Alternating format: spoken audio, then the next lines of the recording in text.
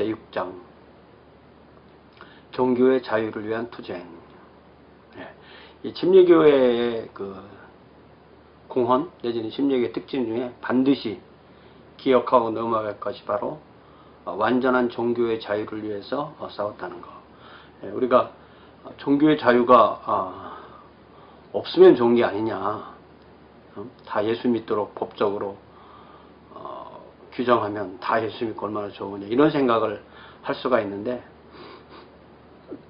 그런 생각이 역사적으로 바르지 않다는 것을 다 알게 되고, 그래서 지금은 종교의 자유가 있는 것이 종교의 자유가 없는 것보다 훨씬 더 건전한 복음 전파의 환경, 또 세상 나라에서 하나님의 왕국을 만드는 그 진정한 과정을 그것을 통해서 만들 수 있다는 것을 이제 다 알게 됐죠. 자, 이 영국의 이제 그 통치자들에 따라서 종교 자유의 투쟁의 상황이 어떤지를 보기 위해서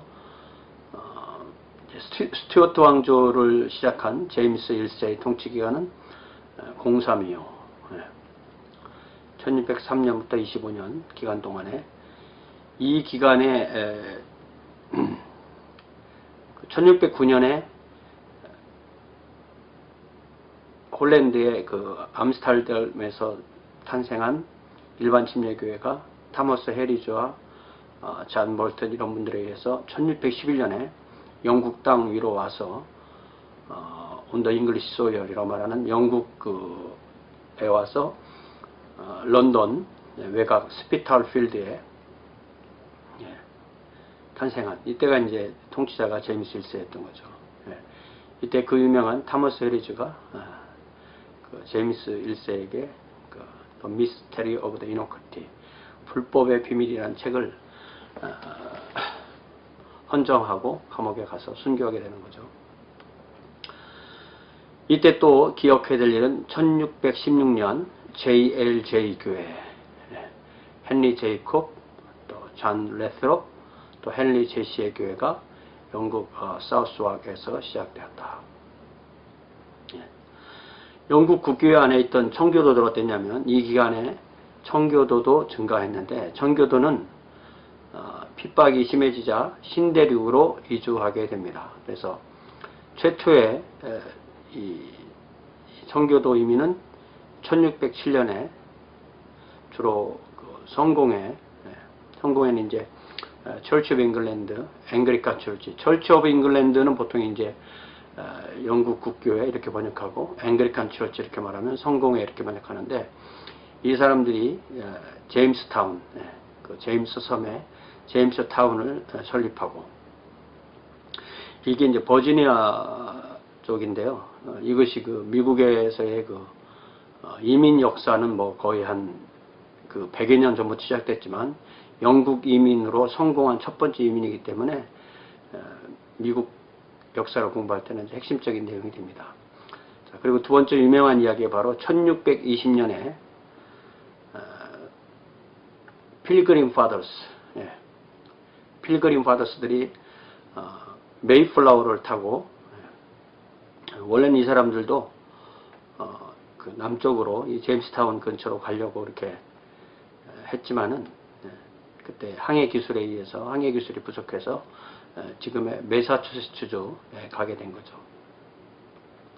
이 사람들은 그 독립주의자들이었고, 독립주의자들은 우리가 그동안 공부한 것처럼 국가교회도 인정하고 우리가 자유로운 교회를 세울 수 있다는 사람들이었고, 이들이 그 영국의 플리머스 항을 출발했는데, 자신들이 그 매사추세츠 만의 그 케이프 카드, 대구 곳 이렇게 번역할 수 있죠. 대구, 케이프 카드, 그 카드가 바로 그 대구라는 물고기잖아요.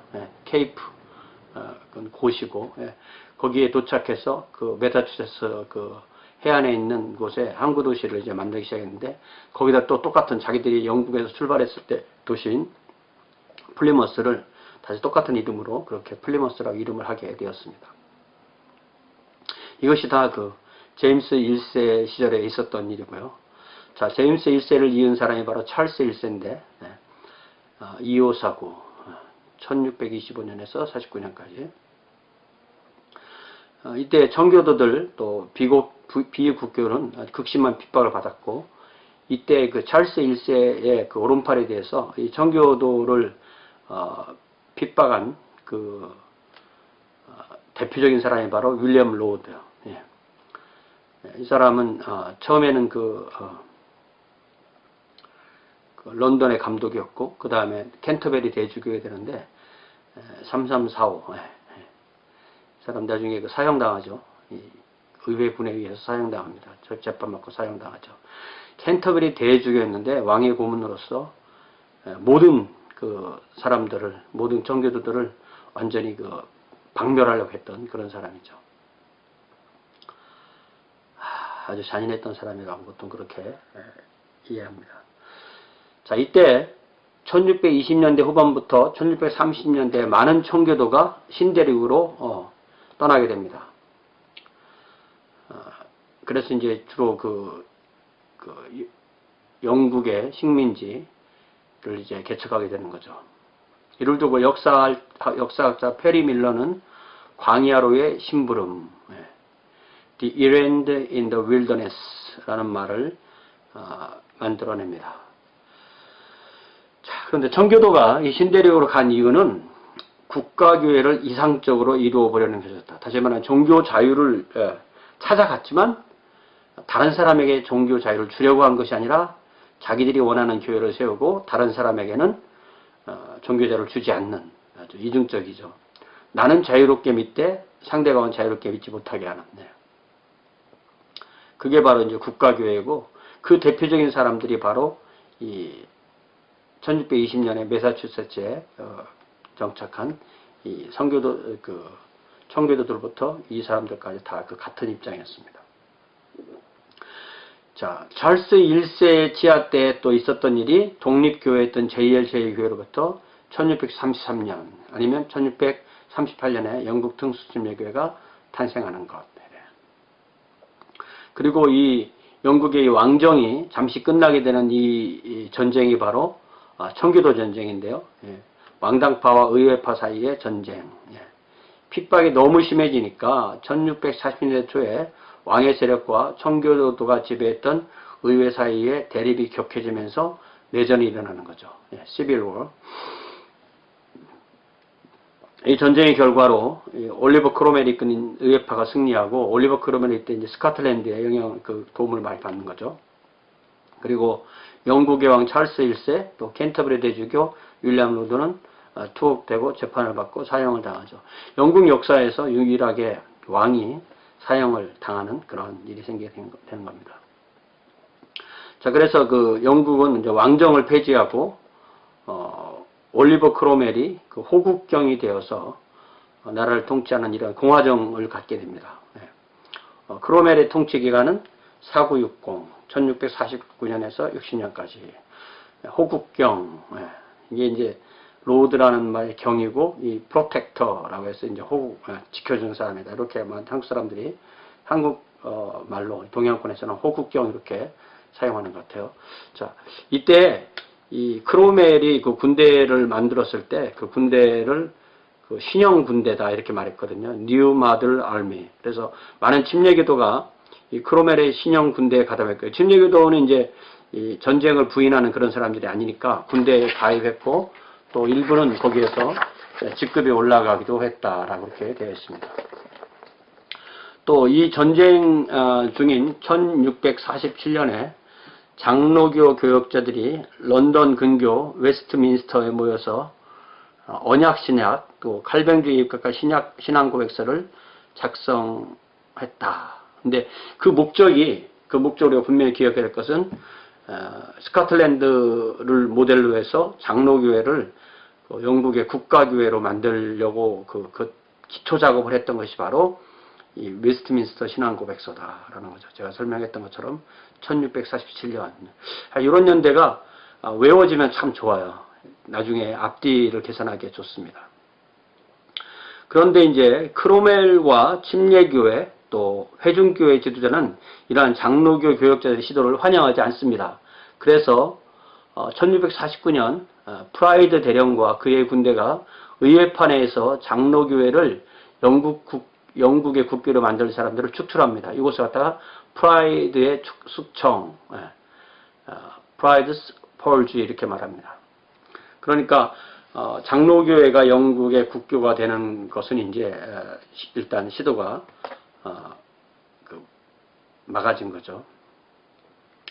이제 그 공화정 기간 동안에, 이 크로멜의 공화정 기간 동안에는 국교로서의 성공회는 폐지됩니다. 그리고 성공회는 이제 불법 종교가 되는 거죠, 갑자기. 또 로마 가톨릭도 아직도 불법 종교. 나머지 교파들에 대해서는 관용하게 되는, 그저 이렇게 완전한 자유는 아니지만 관용이 되는 그런 입장이 취해지게 됩니다. 국교는 없어졌지만 완전한 종교 자유가 있던 것은 아니었던 거죠. 그래서 이 기간에 침례교회는 아주 크게 증가해서 1660년에는 200여 교회가 존재하게 됐다. 아주 이 크로멜의 기간 동안에 침례교회가 이렇게 급성장을 하게 되는 거죠.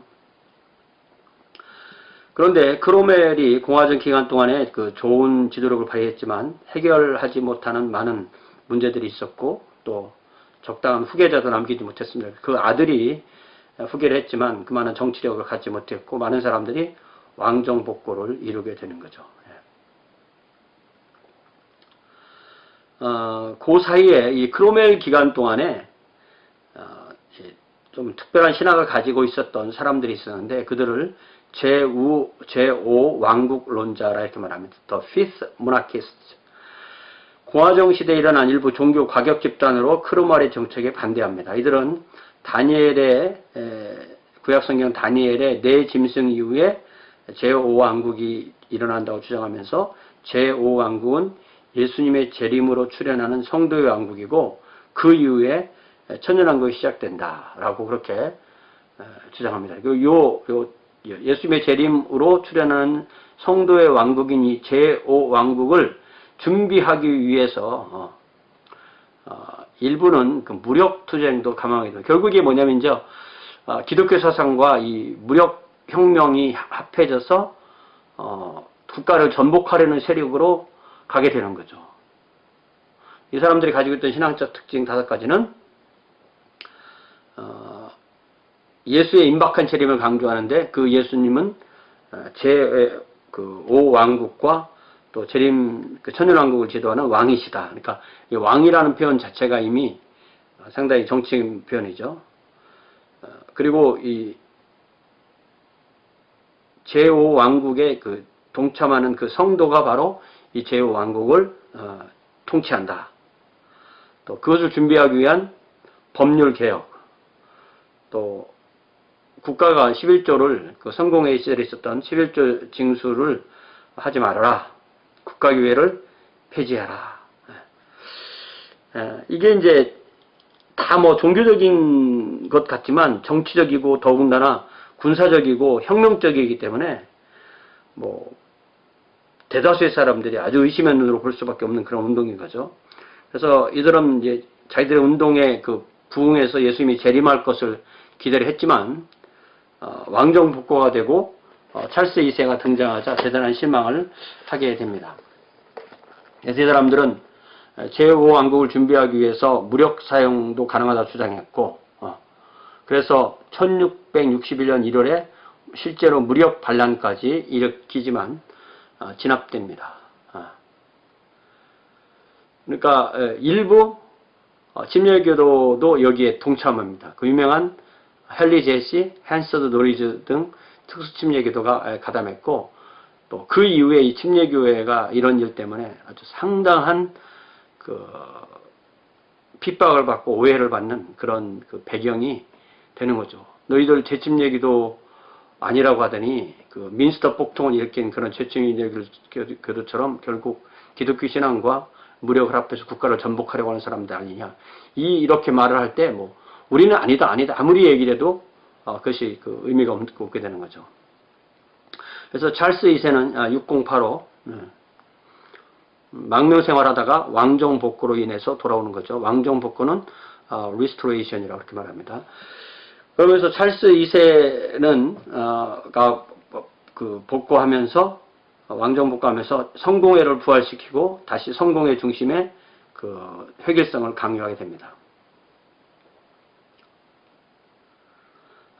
여기 침례교회들이 비판받는 이야기 나오죠. 침례교도는 왕에게 청원서를 제출해서 자신들은 무정부주의자도 아니고 제왕국론자도 아니고 평화적이고 새 정부를 지지하는 사람들이라고 밝혔지만 아무런 소용이 없는 거죠.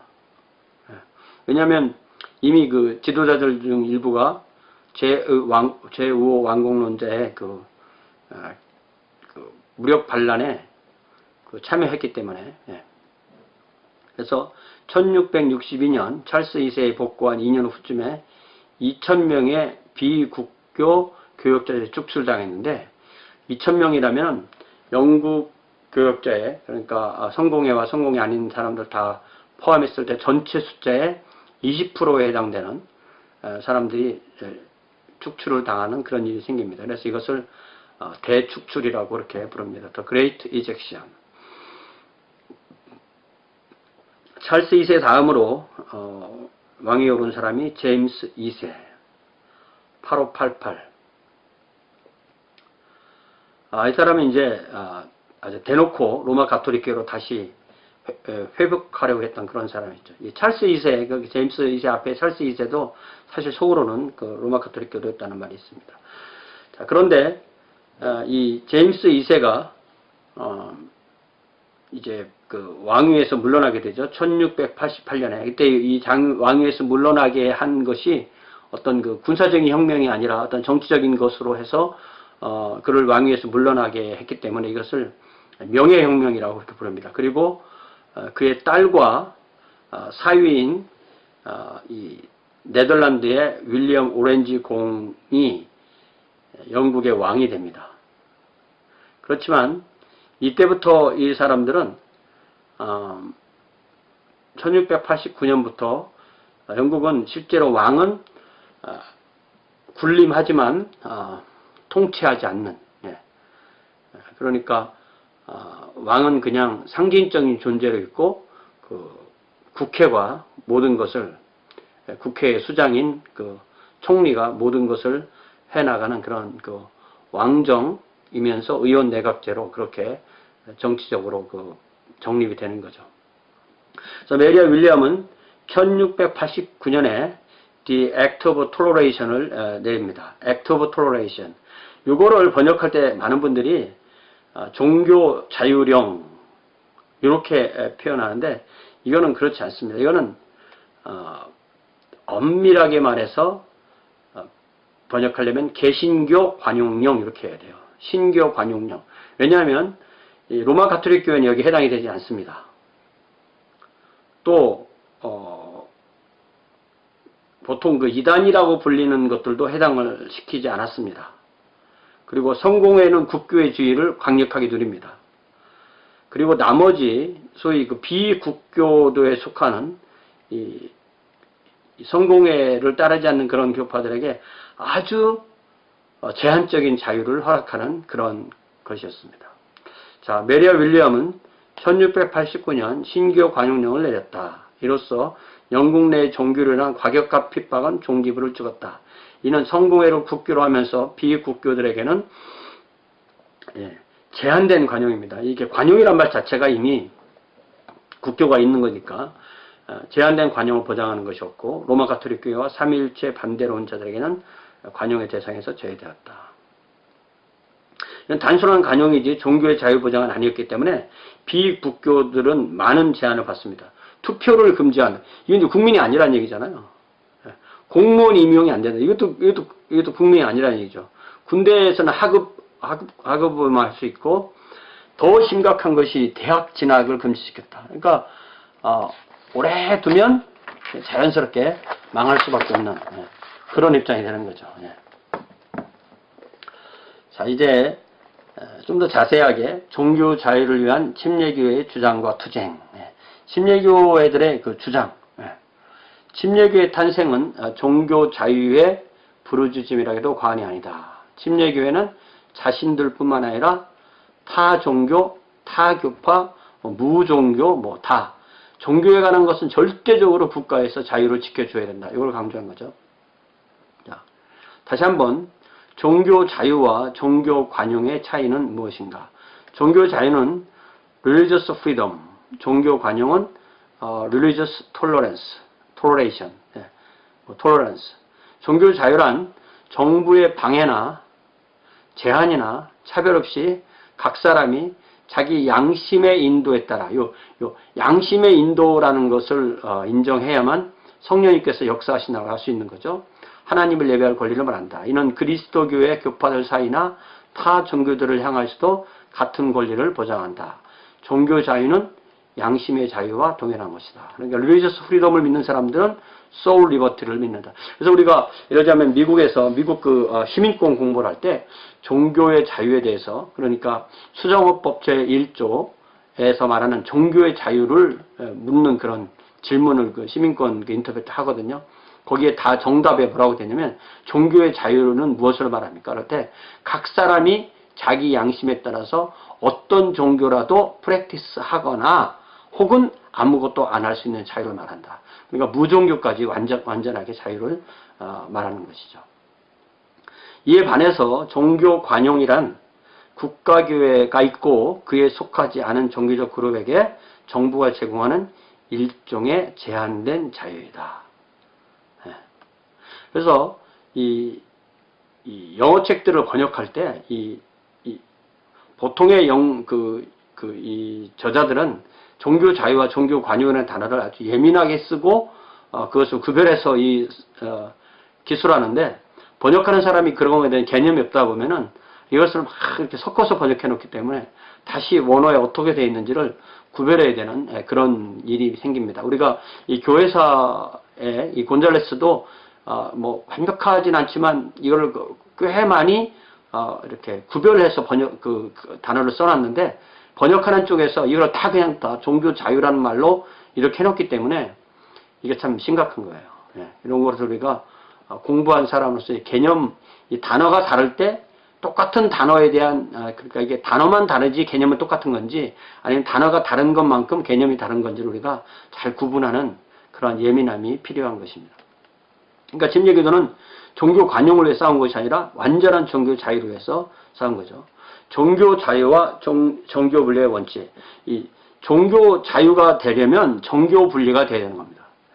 그래서 종교 자유는 성경에 뿌리박은 신학적인 의존으로서 보다 근본적 원리이고, 그거를 위해서 각 국가에서 헌법적으로 합의를 해줘야 되는데 그것이 바로 종교 분리이다. 종교 자유의 원리는 하나님은 교회에게 영적인 것들, 즉 10계명의 일사계명들을 맡기셨고 정부에게는 50계명을 맡겼다는 원리에서 나온다. 이것은 나중에 미국에서 이 종교 자유를 위해 투쟁했던 라저 윌리엄스는 이 원칙을 가지고 끝까지 투쟁해서 자기가 세운 로드 아일랜드 그 식민지에 이것을 처음으로 실행하는 그러한 인류 역사의 하나의 선구자적인 그러한 종교 자유라는 것이 무엇인지를 정확하게 실제로 정치 형태로 이루어주는 그런 역할을 하게 되는 거죠. 자, 종교 자유를 위한 성경적 근거가 무엇이냐? 자유가 있어야 된다고, 자유. 자유는 뭐냐면, 이 하나님을 믿고 죄된 상태, 노예된 상태에서 풀어지는 사람은 이 자유가 있어야 되고, 그 자유가 있을 때 자기 양심으로 하나님을 섬기는 것이지, 누가 국가에서 예수님을 잘 믿어라 이렇게 얘기해서 잘 믿고, 그렇게 믿지 말아라 해서 그렇게 안 믿고, 이렇게 믿어야 된다 이렇게 믿고, 이런 것은 자기 양심으로부터 나온 것이 아니라는 거죠. 그래서 영국 일반 침례교회 레오나르드 부시어 그 사람이 말했을 때, 자기 양심이 따라가지 않는, 자기 영혼이 따라가지 않는 곳에 그 몸을 억지로 데려다 놓고 그곳에서 하나님을 억지로 예배하도록 하는 것은 그의 몸에 대한 그의 인격에 대한 영적인 강간이다. 이렇게 말한 것은 참 아주 적절한 비유죠. 이게 폭행, 이 성적인 폭행을 정의할 때 그게 뭐예요? 몸은 어쩔 수 없이 힘에 의해서 억압에 의해서 굴복하지만 그 마음은 동의하지 않는 거죠. 제가 미국에 처음 왔을 때 우리 동네에서 목회할 때 이 이 나라의 어떤 사회적인 그런 계몽을 위해서 큰 그 입간판에 뭐라고 써놨냐면, 동의 없는 성관계가 성폭행이다. 요런 문장이 있어요. The sex without consent is a rape. 이런 문장이었던 것 같아요. 그거를 우리 이 예배에도 그대로 적용해 볼 수 있는 거죠. 사람이 사랑하는 사이에 이 부부간에 할 수 있는 가장 내밀한 관계가 그런 육체적인 관계인데, 그것에 마음이 동의를 하지 않았을 때는 부부간에도 성폭행이라는 게 존재하는데, 더 나아가서 그걸 깬 모든 관계에서 그런 것이 생길 수 있는 거죠. 또 사람이 하나님께 할 수 있는 가장 아름다운 모습 중에 하나가 바로 예배 아닙니까? 이 예배를 하는데 자기 마음이 내키지 않는데 그걸 억지로 그렇게 예배하도록 하는 것은 영적인 폭행이다. 이 참 기가 막힌 거죠. 그래서 우리가 이 종교의 자유, 이것이 먼 나라 이야기만 되는 게 아니라, 예를 우리가 우리 자녀들에게 너 교회 안 가면 밥 안 줘, 너 교회 안 가면 내 자식 아니야, 너 교회 안 가려면 너는 너랑 나랑 끝이다, 이런 식의 그런 폭행으로 우리가 이 어떤 억압으로, 강압으로 우리의 신앙을 전할 수가 없는 거죠. 그래서 한 사람 한 사람이 다 자연인 상태로 태어나고 우리는 그들에게 말씀과 모범으로 복음을 전하는 거지 어떤 억압으로 될 수가 없는 거죠. 근데 이거를 가정의 단위나 또 예를 들자면 학교에서도 예배자들 출석을 부른다든지, 또 예배에 참석하지 않으면 장학금을 안 준다든지, 또 기업에서는 주일날 교회 가서 주보를 가지고 오라든지, 또 우리 학교에 직원들이 임용되려면 베프티즘을 받아야 되니까 억지로 베프티즘을 받아온다든지, 또 우리 재단을 운영하기 위해서 또 주는 월급에서 일괄적으로 11조를 제한다든지, 이런 게 다 이 종교적인 양심을 억압하는 거잖아요. 그 사람들이 어떤 신앙의 원칙을 가지고 있는지 모르는 상태에서 그렇게 하는 것은 참 원칙이 아닌 거죠.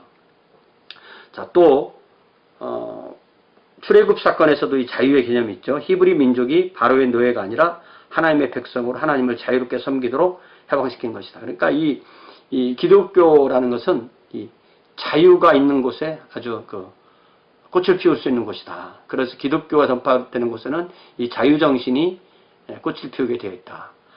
그러니까 이 하나의 국교를 강조하는 그런 생태보다는 이 자유가 있는 곳, 그리고 적절히 핍박이 있는 곳에서 오히려 기독교는 잘 살아날 수 있는 그런 생태가 주어진다는 것을 역사를 통해서 알 수가 있습니다. 또 하나 유명한 말씀은 요한복음 8장 36절, 그러므로 아들이 너희를 자유롭게 하면 너희가 참으로 자유하리라.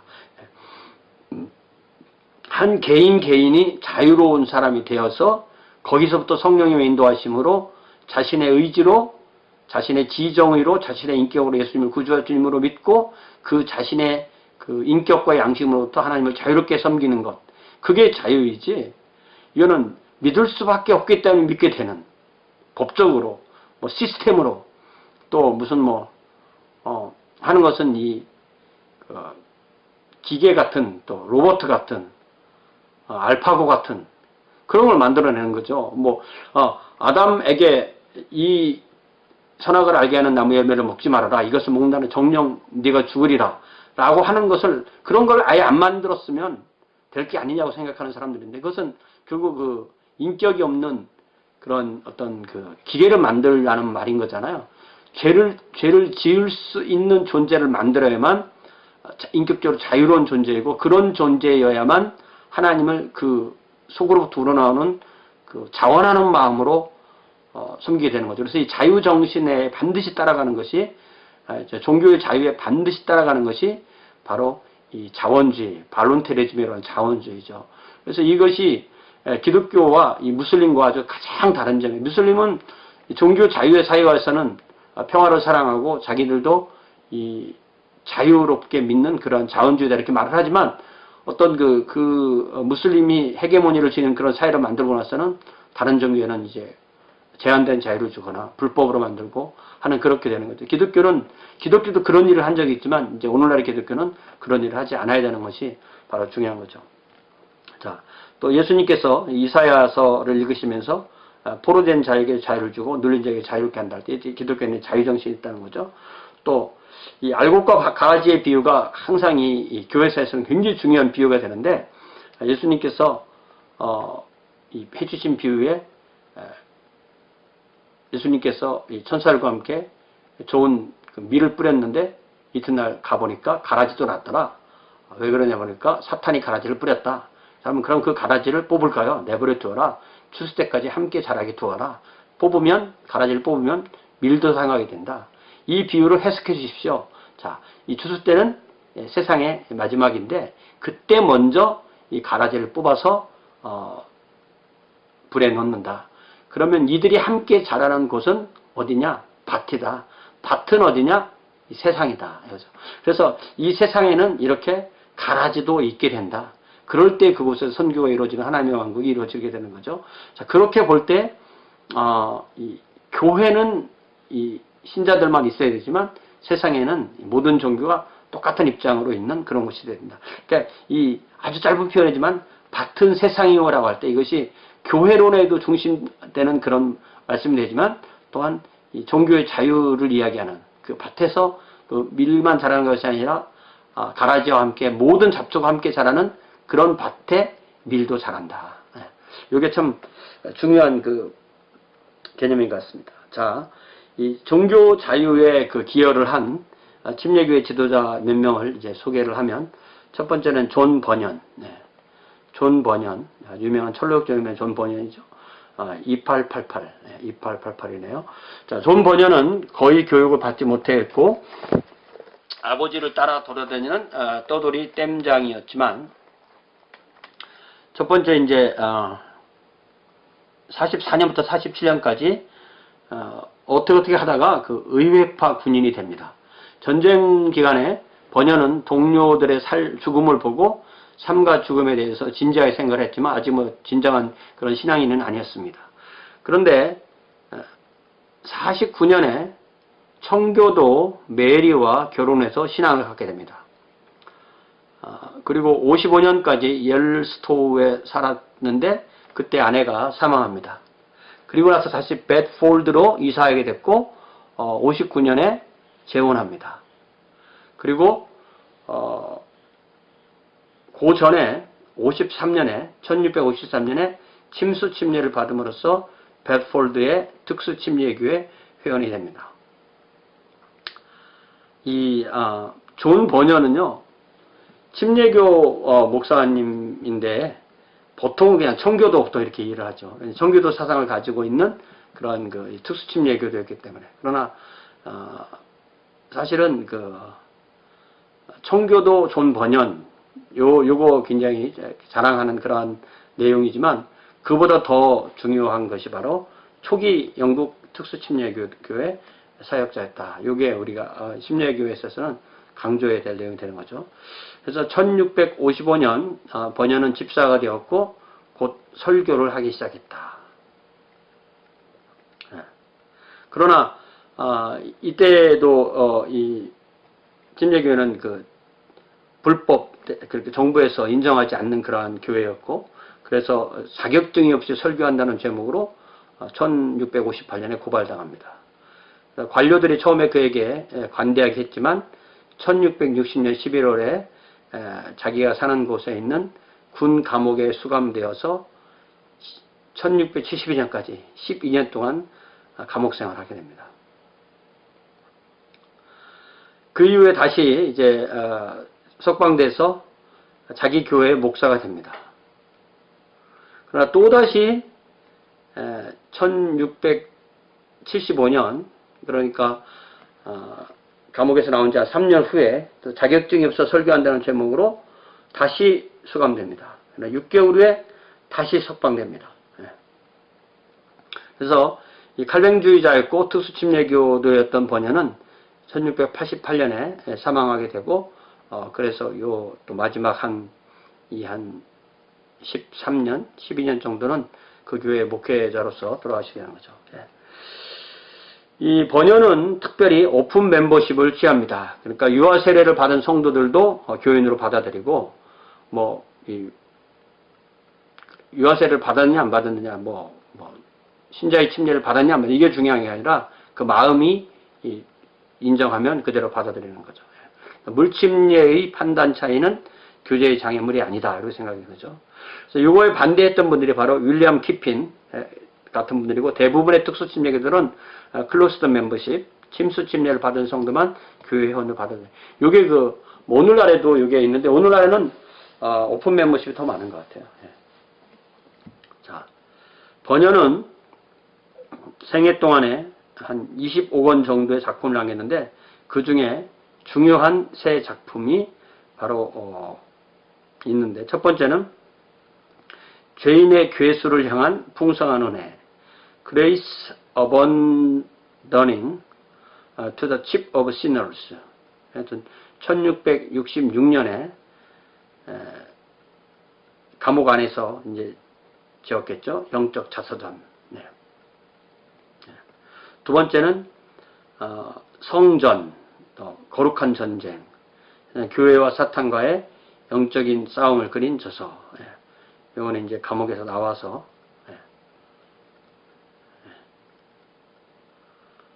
죽기 한 6, 7년 전에 쓴 거네요. 그죠? 자, 이제 근데 보통 존 번연 하면 이제 그 유명한 철로 역정, 성경 다음으로 많이 읽겠다는 책이죠. 근데 철로 역정이라는 말은 너무 간단한 번역이고요. 원래 제목은 Pilgrim's Progress from this world to that which is to come. 1678년에 이게 완성됐으니까, 이게 이제 감옥에서 나와서 한 몇 년, 감옥에 두 번째 들어갔다 나와서 한 3년쯤 됐을 때네요. 그죠? 그러니까 이게 Pilgrim's Progress from this world to the world which is to come.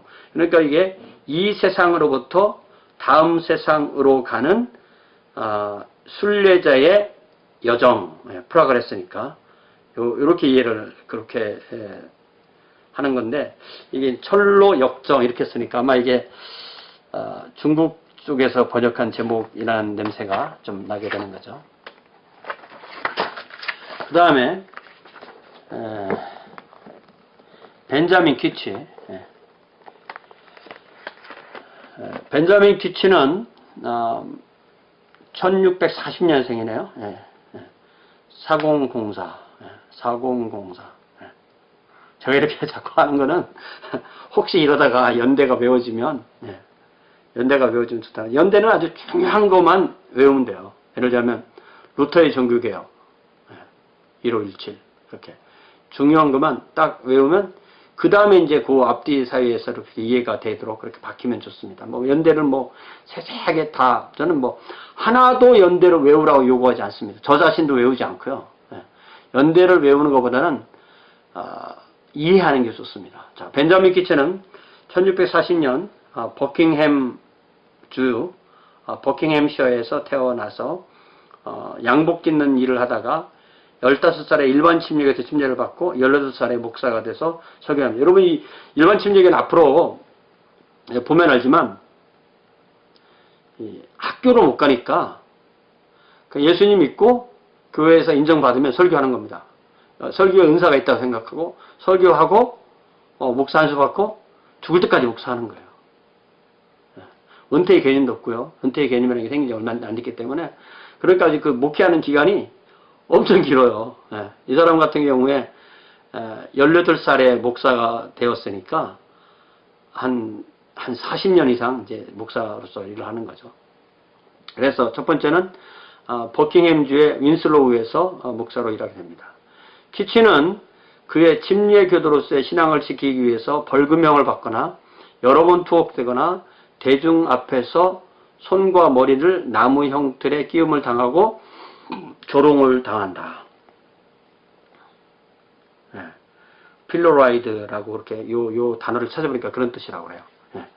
핍박으로 인하여 이 교회는 1668년 런던에 사우스와 JLJ 교회가 있던 그곳으로 이사했고, 키치는 이 교회에서 사망시까지 목회를 합니다. 여러분 105페이지에 보면 이 키치가 어떤 그 형벌을 받았는지 요렇게 시장에 나무로 틀을 만들어 놓고 위에 가로막대에 구멍을 뚫어서 목을 끼우게 하고 아래 가로막대에는 또 구멍을 뚫어서 손을 끼우게 하고 이렇게 세워놓고 사람들한테 조롱하게 하는, 이게 이 종교 자유가 없으니까 이런 핍박을 당하게 되는 거죠.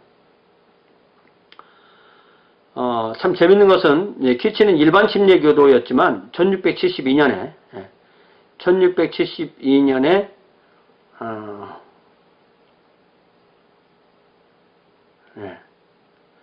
그 특수침례교도와 결혼했고 자신도 특수침례교도가 됩니다.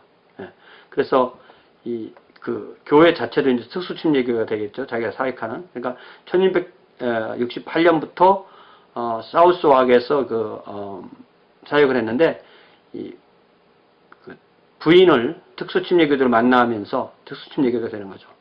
키치가 사역한 교회가 나중에 뉴 파크 스트리트 교회가 되고, 나중에 또 이 교회가 찰스 스펄전이 목사로 투병하게 되고, 그 19세기 그 후반부에 그가 이제 메트로폴리탄 태버네클을 이 교회에다 이제 세우는 그 역사가, 이 중간에 이제 유명한 분들이 또 있는데, 이렇게 한 교회가 이렇게 역사가 오래된 그런 이야기들이 나오게 됩니다.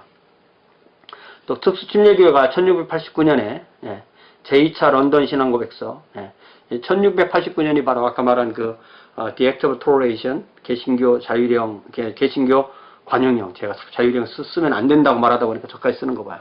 자, 1689년에 제2차 런던 신앙고백서에서 작성할 때 7명 중에 하나였다. 그리고 예배 의식에 찬송가를 도입했다. 찬송가를 이제 반대하는 분들도 많았지만 이분은 도입했다.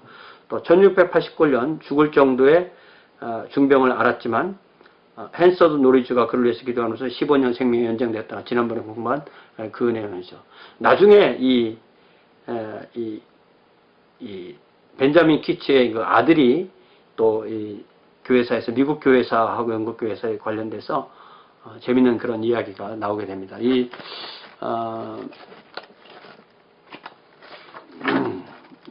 그 아들이 엘리아스 키치죠. 엘리아스 키치. 129면에 나오는 엘리아스 키치인데, 엘리아스 키치는 그 벤자민 키치의 아들이었는데, 1684년 19살의 나이로 아버지 없이, 아버지가 뭐 이래라 저래라, 뭐 아버지가 뭐 종교적으로나 뭐 훈계하고 또 뭐 기독교 없이 한번 신대륙에 가서 행운을 잡아보고 잘 살아보겠다고 혼자 19살에 미국으로 도망옵니다. 근데 이제 이게 좀 목사님 아들이라 이게 사람들한테 좀 잘 보이려면 어떻게 해야 되나 생각해서 이제 성직자 의상을 입고 돌아다녔다는 거 아닙니까? 근데 이제 와서 이제 필라델피아의 페니팩에 가보니까 그 성도들이 이 청년이 유명한 벤자민 키치의 아들이라는 사실을 알자 좀 아버지 설교처럼 설교 좀 한번 해봐라 이렇게 모여드는 거죠. 근데 이 아들이 또 어떻게 해서 그랬는지 아버지의 설교문을 몇 개를 들고 온 게 있었어요. 그래서 그거를 이제 설교를 하라니까 할 수 없이 그거를 이제 읽기 시작했는데, 설교를 하다가 중간에 자신이 얼마나 나쁜 아들인가, 이게 자기는 믿지도 않는 설교를 하니까 자신의 위선과 죄가 극악무도한 사실을 깨닫고 설교를 멈출 수밖에 없었고, 사람들이 아파서 설교를 안 하나 했지만 거기서 솔직하게 자신의 모든 고백을 하게 되는 거죠. 그래서 그 사람들이 이제 이 사람에게 토마스 던간 목사를 소개해주고, 토마스 던간 목사가 그에게 이제 설교 시간에 자기가 믿지 않았지만 자기가 전하는 그 내용을 듣고 자기가 그 구원을 받은 체험이 진실하다는 걸 알고 그래서 이제 침례를 주었고, 바로 이 엘리아스 키치는 복음 사역이 아주 은사가 있는 것을 알고 많은 사역을 하다가 영국으로 돌아갔는데, 영국에 돌아가서 이제 병으로 바로 사망이 되지. 이때 영국에 돌아갔을 때가 34세 나이입니다. 그래서 이 침례교회사에서 재밌는 이야기 하나 하라고 하면은 바로 이 엘리아스 키치 얘기를 하는데, 왜냐면은 자기가 믿지 않는 내용을 설교하다가 자기가 전하는 그 설교에 를 듣고 자기가 회심하는 그런 특수한 그 경험이 있기 때문에 엘리아스 키치 이야기가, 아니면 이 사람이 말로 그 벤자민 키치의 그 아들이다라는 그 이야기입니다. 이것이 그 초기에 영국 그 침례교도들의 이 종교 자유에 관한 이야기인데요. 이것도 아주 유명하지만 우리가 다음 주부터 할 미국의 침례교의 탄생과 종교 자유에 관한 이야기 아주 중요하고요. 그 다음에 또 이 미국의 종교 자유를 위한 투쟁이 중요한 것은 미국이 독립하던 시절에 이 종교 자유, 그러니까 영국의 독립 선언을 하고 또 독립전쟁을 하고 또 미국 헌법을 만들고 수정 헌법을 만드는 사이에서 어떻게 미국에 있는 각종 그 국교회를 하는 그런 주들에 대항해서 이 침례교회가 투쟁하게 되는가 하는 그런 얘기가 아주 중요하게 나오게 됩니다. 그래서 이런 그 침례교회 안에 흐르는 면면이 흐르는 이 종교 자유의 이 투쟁은 교회사 전체에서도 중요한 맥락을 차지하고요. 또 이 침례교들이 가지고 있는 이 종교 자유의 이야기를 우리가 머릿속에 잘 가지고 있을 때 침례교회를 이해하는, 침례교회 정체를 이해하는 아주 핵심적인 내용이 된다는 사실을 우리가 꼭 이 침례교회사를 공부하는 기간 동안에 잘 알았으면 좋겠어요. 그럴 때 우리가 침례교회가 가지고 있는 중요한 그런 영적인 DNA 하나를 명확하게 깨닫게 되는 것입니다.